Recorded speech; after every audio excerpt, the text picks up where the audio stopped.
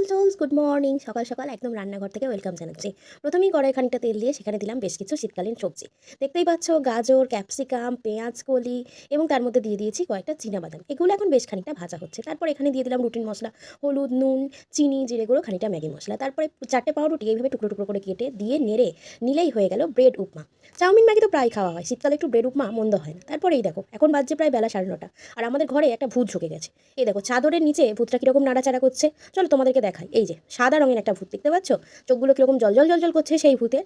এই যে আমাদের ঘরের সেই ছোট্ট ভূতটা বেরিয়ে এসেছে। তারপর আমি চলে এসেছি কিচেনে এসে আমি এখন করছি চিকেন কষা। রবিবার একটু চিকেন ছাড়া কিন্তু চলে না। তারপর এই যে দেখো, এই ব্ল্যাঙ্কেটগুলো গ্রীষ্মঘুম ছেড়ে আজকে বাইরে বেরিয়েছে, তাই ওদেরকে একটু রোদে দিয়েছি। আর এদিকে দেখো, উঠোনে লাল আর কালো রঙের একটা অদ্ভুত ধরনের পোকা। এটা বোধহয় সানডে স্পেশাল শুয়োপোকা, ওই জন্যই একটু আলাদা। ও বোধহয় বেড়াতে যাচ্ছে। তো আজকে দুপুরের খাবারের রেসিপি শাক, বড়া ভাজা, পটল ভাজা, আর এই যে এক বাটি পেঁয়াজ কলি দিয়ে চিকেনের কষা।